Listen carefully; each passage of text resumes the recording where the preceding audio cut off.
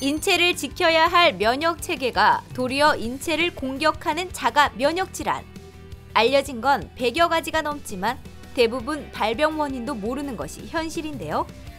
이 중에서 류마티스 관절염은 방치 기간이 길어질수록 뼈와 관절에 영구적인 손상이 생기고 심지어 전신으로 염증이 퍼져 다른 장기를 공격하기도 합니다. 그래서 조기 진단과 함께 진단 직후부터 적극적 치료가 중요하다는데요. 관절이 보내는 위험 신호, 류마티스 관절염의 모든 것, 송병욱 교수와 함께 알아봅니다. TBC 클리닉 건강 365 오늘의 주치의 내과 전문의 송병욱 교수님과 함께하겠습니다. 안녕하십니까? 안녕하십니까? 계명대학교 동산병원 류마티스 내과 송병욱입니다. 만나 뵙게 돼서 반갑습니다. 네, 반갑습니다. 나이가 들어갈수록 뼈마디가 쑤신다, 관절염 때문에 괴롭다 이렇게 말씀들을 많이 하세요. 이 한국인의 고질병이 관절염이 아닐까 싶은 정도인데요. 관절염 앞에 류마티스가 또 붙었어요. 이건 어떻게 다른 건가요? 근골격계 질환 자체의 기원은 기원전 약 1500년경에 이집트 파피루스에서 맨 처음 기술되고 있다고 하고요. 기원적 약 400년경에 히포크라테스가 관절염이라는 용어 자체를 처음 사용했다고 합니다. 그때 당시에 이제 병 자체를 공부할 때 몸에 나쁜 물질, 액상 물질이라는 류마라는 말을 썼었고요. 그 단어를 이제 써서 그것들이 흐르면서 병을 일으키고 통증을 일으킨다라고 했었습니다. 그래서 류마티스 관절염은 이제 어떤 물질이 몸 안에 흐르면서 관절염을 일으킨다라는 뜻입니다. 류마티스 관절염 자체는 손이나 손목, 발가락, 발목 등의 관절에서 활막 조직에 염증이 생기는 자가 면역에 의한 관절염을 말합니다. 네, 그러니까 관절염이라고 해서 다 똑같은 관절염이 아니라는 건데 그럼 노화로 인한 퇴행성 관절염이랑 류마티스 관절염이랑 이 두 질환의 가장 큰 차이는 뭘까요? 류마티스 관절염은 자가 면역 질환, 내 몸의 면역 체계가 스스로를 공격하면서 관절에 염증을 일으키는 질환이고요. 퇴행성 관절염 같은 경우는 많이 사용함으로 인해서 관절의 퇴행성 변화, 즉 연골면이 따라서 생기는 그런 차이가 있습니다. 류마티스 관절염 같은 경우에는 몸 안에 여러 관절을 동시에 침범할 수 있고 또 다른 장기들도 침범할 수 있습니다. 그렇지만 퇴행성 관절염 같은 경우는 많이 쓰는 한두 개의 관절에 침범하는 것이 특징입니다. 사실 손과 발은 뭐 다른 관절도 중요하지만 참 우리가 많이 쓰는 관절이라서 맞아요. 아프거나 붓고 통증 있으면 진짜 삶의 질도 사실 떨어지거든요. 그렇죠. 그러면 교수님, 류마티스 관절염만의 좀 특징이나 또 증상 같은 게 또 있나요? 류마티스 관절염의 대표적인 특징은 이제 수주 또는 수개월에 걸쳐서 서서히 진행한다는 특징이 있고요. 그리고 아침에 이제 조조강직이라고 표현을 하는데 아침에 손이 붓고 뻣뻣한 또는 통증이 심해지는 그런 것이 특징이 있습니다. 그리고 또 양쪽 관절이 동시에 좌우 대칭적으로 붓는다는 그런 특징들도 있습니다. 주로 손가락이나 손목 등을 주로 침범하는데 발목이나 발가락, 팔꿈치, 무릎 등의 관절들도 잘 침범하는 게 특징입니다. 네, 일단 이 관절이 붓는 게 특징이다 이렇게 말씀을 해주셨는데 이 붓는 증상은 아침에 일어났을 때 얼굴도 붓고 누구나 겪게 되는 그런 증상이잖아요. 웃으시는데 뭐 자주 부으시나요, 선생님? 그런데 류마티스 관절염 때문에 관절이 아침에 더 붓는 것도 이런 비슷한 맥락으로 볼 수 있어요? 이게 아침에 붓는 것의 특징이 이제 얼굴이 붓는다라고 하셨는데 네. 물론 신장내과 선생님이 더 잘 설명을 하시겠지만 보통 이제 체내의 체액들이 저류되면서 붓는다라고 합니다. 근데 류마티스 관절염 같은 경우는 염증 물질들이 관절 주위에 있다가 아침에 좀 더 그 농도가 높습니다. 그래서 부어 있다가 우리가 사용하게 되면 전신으로 약간 퍼져가면서 증상이 호전되는 그래서 아침에 좀 더 붓는 경향이 있습니다. 네. 아침에 이제 통증이 있다 이렇게 얘기를 해주셨는데 또 어떤 분들은 오히려 밤에 좀 통증을 느끼는 분들이 계시더라고요. 그럼 이거는 좀 다른 원인일 수가 있는 건가요? 야간 통증이라고 표현을 하는데 야간 통증도 류마티스 관절염 또는 강직성 척추염 같은 류마티스 질환들에서도 충분히 가능합니다. 그렇지만 류마티스 질환들의 특징 자체가 주로 아침에 통증이 심하다는 게 있고요. 물론 이제 퇴행성 관절염이 좀 더 밤에 통증이 심해지는 특징을 가지고 있습니다. 근데 어느 하나가 딱 하나만의 특징이다라고 말하기는 그렇고요. 류마티스 관절염 환자분들도 결국 진행하게 되면 퇴행성 관절염이 동반되게 되고 역시 야간 통증을 느낄 수도 있습니다. 야간에도 통증이 생길 수가 있네요.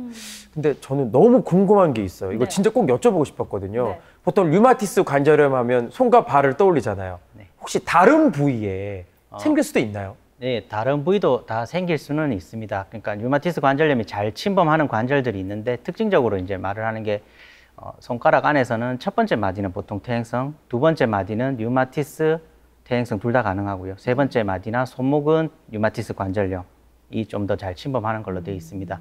네, 이제 전신 면역 질환이다 보니까 다른 장기들 또는 다른 관절들도 침범할 수 있고요. 제가 기억에 남는 환자는 턱 관절을 침범한 환자가 있었습니다. 턱에까지요? 예, 그래서 환자가 이제 턱이 아프니까 치과를 자주 갔었고 원래는 이제 손목하고 손가락 통증 때문에 저한테 다니는 환자였는데 네, 결국은 CT를 찍어 보니까 류마티스 관절염이 턱 관절에도 침범해 있던 경우였습니다. 그러니까 관절에 있는 부분에 어디든지 일단 침범할 수 있다는 그런 생각이 드네요.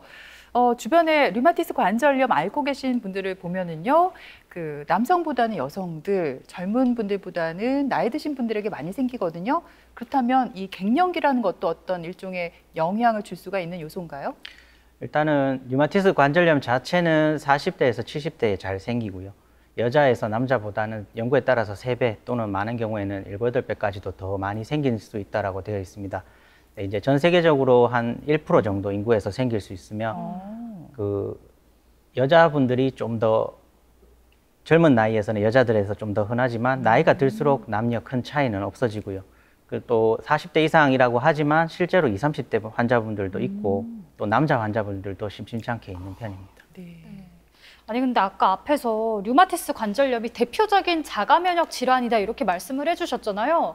들으면서 약간 좀 속상했어요. 번지수를 잘못 찾아도 너무 잘못 찾은 거 아닌가? 왜 내 몸이 나를 공격하는가? 이런 생각이 들거든요. 이유가 뭐예요? 사실은 자가 면역 질환이 발생하는 원인 자체를 딱 하나로 설명하기는 어렵습니다. 지금까지 연구 결과에 따르면 유전적인 요인들도 작용하고요. 흡연이라든지 여성 호르몬이라든지 비타민 또는 장내 세균도 요즘 연구에 있고요. 여러 가지 원인들이 복합적으로 작용하면서 내 몸이 내 몸을 공격하는 항체가 만들어지고 그로 인해서 이제 관절염 자체가 발생하는 것으로 되어 있습니다. 예전에 제가 류마티스 관절염 네. 겪고 있는 분들의 손을 본 적이 있는데 네. 심하게 마디가 이렇게 꺾여 있고 또 이렇게 튀어나오고 있어요. 아마 우리 환자분들도 이 부분을 가장 좀 염려하지 않을까 싶어요, 교수님. 어때요? 실제로 환자분들이 많이 걱정들을 하시고요. 통증이 지속되거나 몸 안에 전신염증이 조절이 안 되는 경우에 결국 이제 관절 손상으로 이어질 수 있는데 요즘은 그래도 비교적 빠른 조기에 진단이 돼서 치료를 시작하고 우리 인터넷에서 나오는 그런 사진들까지 진행하는 환자들이 예전보다는 많지는 않은 것 같습니다. 그러면 이게 손마디가 이렇게 뒤틀렸을 때 치료를 받으면 다시 정상적으로 회복이 되나요?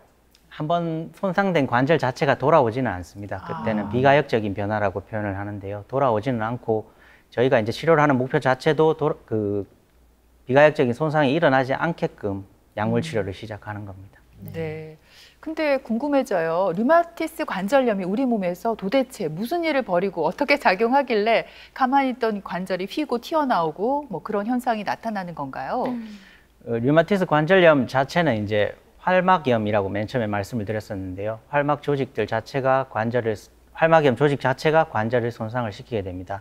결국 뼈 자체를 파괴하게 되고요. 여러 가지 그 세포들이나 세포 전달 물질들에 영향을 주면서 결국은 관절 자체를 망가뜨리게 됩니다. 만약에 손과 발이 뭐 붓고 통증이 있어가지고 내가 류마티스 관절염인가? 의심이 돼서 병원에 갔어요. 네. 일단 진단을 내려야 되잖아요. 그쵸. 진단을 어떻게 내리게 되는 거예요? 일단은 제일 처음 하는 거는 병력 천치입니다. 아까도 말씀드렸지만 수주 또는 수개월에 걸쳐서 서서히 진행하느냐, 양쪽 손이나 손목이 동시에 붓느냐 같은 것들을 확인하고요. 그리고 신체 검진을 통해서 눈으로 확인하고, 그다음에 중요한 것 중에 하나가 이제 혈액 검사가 되는데 이제 류마티스 관절염 같은 경우는 류마티스 인자라는 물질과 항CCP 항체라는 물질 두 가지와 전신 염증 수치를 체크합니다. 그리고 이제 다른 장기나 이런 데는 문제가 없는지 같이 확인을 하고요. 그다음에 엑스레이 등의 영상학적 검사도 시행을 합니다. 그리고 이제 저희가 좀 더 도움을 받을 수 있는 검사로는 초음파 검사가 있고요. 또 경우에 따라서는 핵의학 검사인 전신뼈 스캔 검사까지 진행하는 경우도 있습니다. 지금 이제 혈압 검사에서 류마티스 인자가 있다고 얘기를 해주셨어요. 이게 양성이면은 류마티스 관절염인 건지 아니면은 괜찮다가 이게 양성으로 바뀔 수가 있는 건가요? 두 가지 질문인데요. 첫 번째 질문에 먼저 말씀을 드리면 일단은 류마티스 인자가 나온다고 해서 류마티스 관절염을 의미하지는 않습니다. 그거는 그냥 하나의 피 안의 물질인 거고요. 내 몸에 항체라는 물질이기 때문에 그 물질이 있다고 해서 확률은 올라가겠지만 이제 손발을 붓는다 또는 통증을 느끼는 관절 증상이 없다거나 또는 전신 염증 수치가 괜찮다거나 하면 아직까지 그게 그 물질이 나온다고 해서 그게 병을 의미하지는 않고요. 이제 우리가 임상 증상이랑 다른 것들을 고려해서 병의 동반 여부를 결정합니다. 그리고 이제 류마티스 관절염 처음에는 류마티스 관절염 관련 류마티스 인자나 항CCP 항체가 안 나오다가 환자가 증상이 점점 더 심해져서 다시 재검했을 때 또 나오는 경우도 있어서 환자 상태가 변화한다면 피검사는 다시 해볼 필요도 있습니다. 아, 네. 그렇다면 반대로 이 유발인자 항체가 없으면 류마티스 관절염 이제 안심해도 되는 건가요? 그것도 아닙니다. 진짜요? 네, 그것도 아닙니다. 속상해요. 네. 네, 류마티스 인자라는 물질은 우리가 이제 류마티스 관절염의 진단에 도움이 되는 물질이고 류마티스 관절염이라는 병의 환자들을 모았을 때 그 환자들에서 공통적으로 나오는 물질을 모아놓은 대표적인 게 류마티스 인자와 항CCP 항체입니다. 그래서 안 나오더라도 류마티스 관절염으로 진단을 할 수 있고요. 그런 경우에는 혈청 음성 류마티스 관절염이라는 진단명을 붙입니다. 혈청 음성이란 말 자체가 피 안에서 류마티스 인자 또는 항CCP 항체가 나오지 않는다는 걸 의미합니다. 그렇지만 둘 다 같은 류마티스 관절염이기 때문에 치료 약제나 치료 방향은 동일합니다. 제 주변 애들 보면 네. 이렇게 손이나 발 부었을 때 무조건 이렇게 찜질하는 분들이 있어요. 집에 있죠. 마사지기 하나씩 들고 있잖아요. 특히 맞아요. 어르신들은. 네. 혹시 류마티스 관절염 앓고 있는 분들도 이런 마사지 기기를 좀 활용하면 어떨까 싶어요. 좋을 것 같은데요? 마사지 기기 자체가 크게 도움이 된다기보다는 네. 병 자체가 조절이 돼야 통증이 도움이 될 거고요. 급성기 붓기가 심한 경우에는 저희가 이제 냉찜질 또는 경우에 따라서 온찜질을 하면 찜질 자체는 도움이 된다는 보고들은 있습니다. 근데 마사지 기기 자체는 잘 모르겠습니다. 그리고 이제 스트레칭이나 근력 운동 같은 운동 요법들이 있습니다. 이런 것들은 대한 류마티스 학회 블로그나 또는 너튜브를 찾으시면 잘 나와 있습니다. 네. 아무래도 통증을 좀 조절하거나 또 관절의 손상을 막기 위해서는 약물 치료가 빠질 수 없을 것 같습니다. 좀 어떤 약물들이 쓰이는지 알려주세요. 류마티스 관절염을 치료하는 약제는 대표적으로 염증 자체를 조절하는 항류마티스 약제가 있고요. 급성기 통증 자체를 조절하는 진통소염제로 나뉠 수 있습니다. 이제 급성기에 염증이 심한 경우에는 저희가 스테로이드라는 약을 같이 사용하기도 하고요. 항류마티스 약제의 경우는 염증 자체를 조절하는 약물입니다. 항류마티스 약제에는 고식적 항류마티스 약제, 그래서 예전부터 사용해오던 먹는 약도 있고요. 그다음에 비교적 최근에 개발된 생물학적 제제라는 약도 있습니다. 이건 주로 주사 형태로 돼서 피하 주사 또는 혈관 주사, 정맥 주사로 저희가 맞으면서 조절하게 되고요. 그리고 비교적 최근에 시작된 표적 항류마티스 약제도 있습니다. 이것도 먹는 약이고요. 요거 비교적 최근에 개발돼서 같이 사용하고 있습니다. 네, 그렇군요. 앞에서 스테로이드 약물을 이렇게 환자에게 투입한다, 주사한다고 하셨는데 스테로이드 하면 일단 뭐 효과가 빠르고 좋다 이런 이미지가 있는 반면 부작용도 만만치 않잖아요. 앞에서도 저희가 오프닝에서 언급을 좀 했는데 그러면 환자에게 적절히 잘 투여할 그런 게 중요한 것 같습니다. 네, 맞습니다. 스테로이드는 증상의 호전이 빠르게 나타난다는 가장 큰 장점이 있습니다. 그래서 급성기 때 저희가 같이 사용을 하지만 이제 고용량을 장기간 사용했을 경우 여러 가지 부작용이 많이 나타날 수 있는 약물입니다. 그래서 꼭 필요한 환자에서 필요한 최소한의 용량을 최단 시간 사용하는 것이 중요한데요. 사실은 표현은 교과서적으로 그렇게 돼 있지만 실제로 환자들한테 적용하는 게 쉽지는 않은 것 같습니다. 그렇군요. 많이 사용한다고 또 좋은 건 아니니까 네. 자, 어려운 부분이 있네요. 근데 스테로이드 약물 사용할 때 이 항암에 사용하는 약물도 같이 사용한다고 제가 알고 있거든요. 이게 맞는지 잘 모르겠는데 근데 보통 항암제 하면 암 치료에 쓰이는 건데 이걸 같이 사용을 해도 괜찮아요? 궁금하네요. 고식적 항류마티스 약제라고 맨 처음에 말씀드렸었는데요. 예전부터 사용해오던 약 중에 가장 대표적인 약이고 가장 중요한 약이 메토트렉세이트라는 약이 있습니다. MTX라고 표현을 하는데요.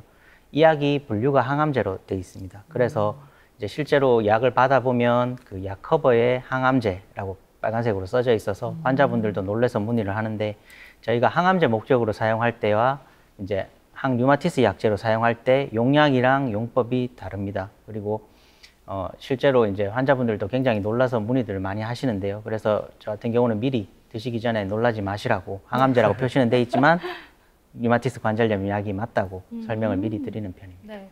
근데 지금 이제 약물 얘기를 하고 있잖아요. 약을 언제까지 얼마나 먹어야 되는지도 궁금합니다. 왜냐하면 이게 사람이 통증을 바로바로 느끼다 보니까 조금이라도 통증이 괜찮아지면은 나 이제 약 그만 먹어도 되나? 하고 이렇게 끊고 싶은 게 사람 그런 마음 마음이잖아요. 들어요. 네, 임의로 좀 끊기도 하고요.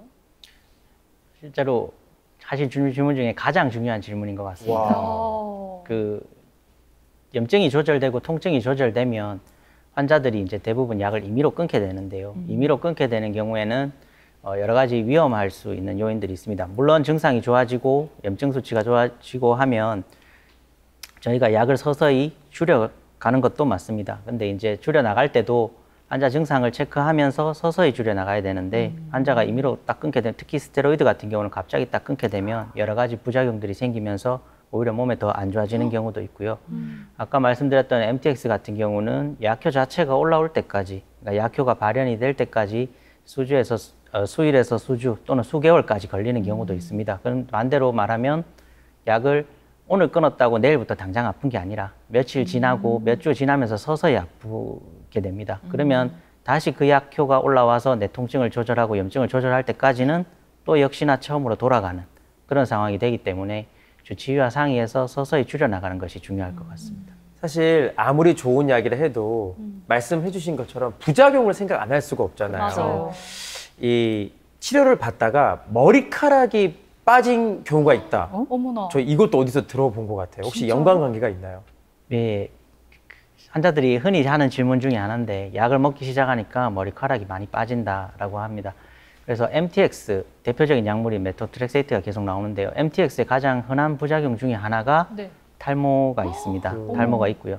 근데 이제 탈모라는 것 자체도 사실은 꼭 약물 때문이라는 그 보장이 없기 때문에 사실 굉장히 설명하기가 애매한 부분이긴 합니다. 예, 그래요. 일단 뭐 관절염 치료가 길잖아요. 완치라든지 재발에 관한 궁금증이 참 많습니다. 근데 이 류마티스 관절염 그 완치를 검색하면은 따라 나오는 단어가 관해라는 단어가 있어요. 이게 어떤 의미인지 일단 궁금하고요. 그렇다면 류마티스 관절염은 완치가 안 된다는 뜻인가요? 일단은 완치와 관해는 조금 표현이 비슷하면서도 다른 의미인데요. 예. 완치는 병이 없다라는 것을 말하면서 치료 자체가 종결됐다는 것을 의미합니다. 관해란 병은 있는데 병으로 인해서 내가 증상이 없거나 다른 불편감이 없이 지내는 상태. 병은 있지만 다른 게 문제가 없다라는 의미입니다. 그래서 두 개가 비슷하게도 쓰이면서 또 다르게도 쓰입니다.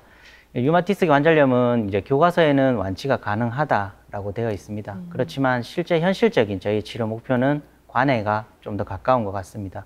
드물게 완치가 되는 환자들도 있기는 하지만 대부분 이제 치료 목표 자체를 관해로 잡고 최소한의 약을 쓰면서 또는 약물을 중단하고서도 환자가 크게 불편감을 느끼지 않는 관해 상태로 만드는 게 목표고요. 류마티스 관절염에서의 관해는 저절로 찾아오는 경우도 있고 또는 약물을 쓰면서 약물에 의해서 관해가 유도되는 경우도 있습니다. 네, 약을 줄이다 보면 다시 또 병 자체가 활성화되면서 재학화를 겪게 되는 경우도 있습니다.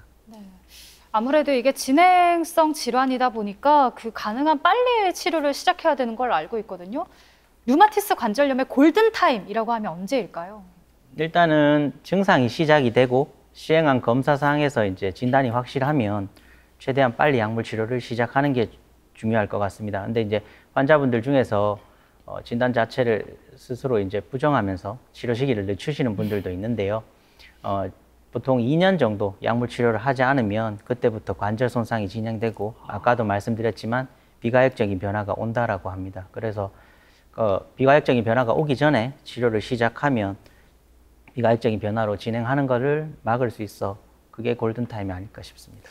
네. 사실은 약물 치료만으로 호전이 되면 가장 좋은 경우긴 한데 맞아요. 혹여나 치료가 잘 안 되면 혹시 류마티스 관절염에도 수술이 적용이 될 수 있나요?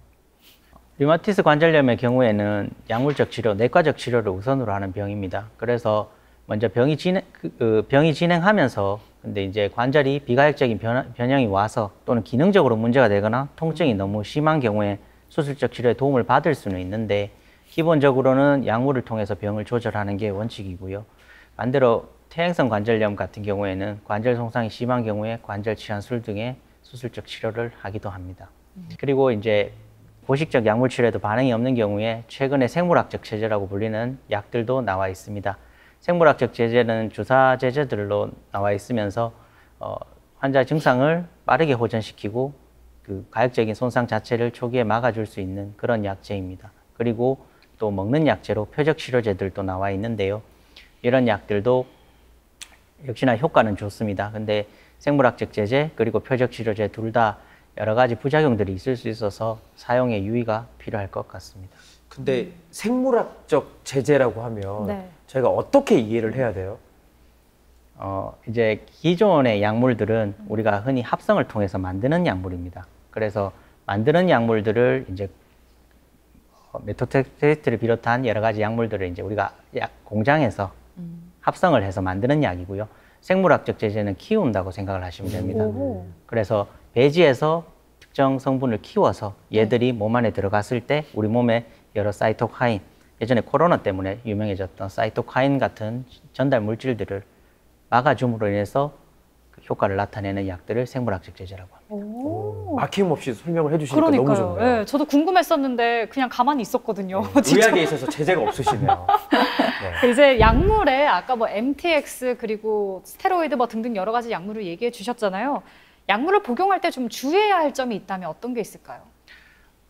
일단은 각각의 약물마다 복용하는 방법이 다를 수가 있습니다. 어떤 약은 일주일에 한 번 먹는 약도 있고요. 다른 약과 같이 복용하면 안 되는 약들도 있을 수 있고요. 매일 먹는 약도 있고 뭐 하루에 2번 먹는 약도 있을 수 있습니다. 그래서 용법과 용량을 정확히 지켜서 복용하는 게 가장 중요할 것 같고요. 가장 중요한 약제인 MTX가 일주일에 한 번 먹는 약입니다. 그래서 환자들이 생각보다 빼먹는 경우들이 좀 있고요. 그다음에 같은 MTX도 먹는 약이 있고 또 주사약이 있을 수도 있습니다. 그래서 이제 의사가 처방하는 대로 그대로 복용해 주실 수 있는 게 가장 중요하고요. 그리고 또 류마티스 관절염 환자들 중에서 당뇨나 고혈압 또는 다른 고지혈증 같은 동반 질환들을 많이 가지고 계신 분들도 있는데요. 이런 분들 같은 경우에는 먹는 약이 많아지다 보니까 환자들이 이제 약제 서로 간에 상호작용도 있을 수 있고 또 복용이나 이런 것들을 잊어버리는 경우들도 있습니다. 그래서 이제 본인 주치, 류마티스 주치의한테 내가 먹는 약들이 이런 게 있고 내 기저질환이 이런 것들이 있다. 약을 조절해 달라라고 하면 참고해서 아마 처방을 할 것 같습니다. 네, 그렇군요. 사실 관절이 아프면 일단 정형외과부터 찾게 되고요. 뭐 통증의학과, 재활의학과 여러 군데를 돌게 되더라고요. 근데 이 류마티스 내과는 언제 찾아가는 게 좋을까요? 류마티스 관절염 외에도 류마티스 내과에는 뭐 전신홍반 루푸스 또는 강직성 척추염, 쇼그렌 증후군, 베쳇 증후군, 베쳇병 같은 질환들도 관절 증상이나 통증이 나타날 수 있습니다. 그래서 류마티스 관절염이 대표적인 류마티스 질환이지만 그 외에 나머지 류마티스 질환들도 똑같이 관절염 증상을 나타낼 수가 있고요. 관절 증상을 나타낼 수가 있습니다. 정형외과라든지 신경외과, 통증의학과 이런 과들을 진료를 받는데 통증이 해결이 안 된다. 그러면 한 번쯤은 류마티스 질환에 의한 통증 가능성을 고려해서 류마티스 내과를 와보시는 것도 괜찮을 것 같습니다. 네, 그만큼 이 류마티스 질환은 우리가 평생 동안 잘 관리해야 되는 그런 질환이 아닐까 싶어요. 예, 지금까지 도움 말씀에 내과 전문의 송병욱 교수께서 수고해 주셨습니다. 오늘 말씀 잘 들었습니다. 고맙습니다. 감사합니다.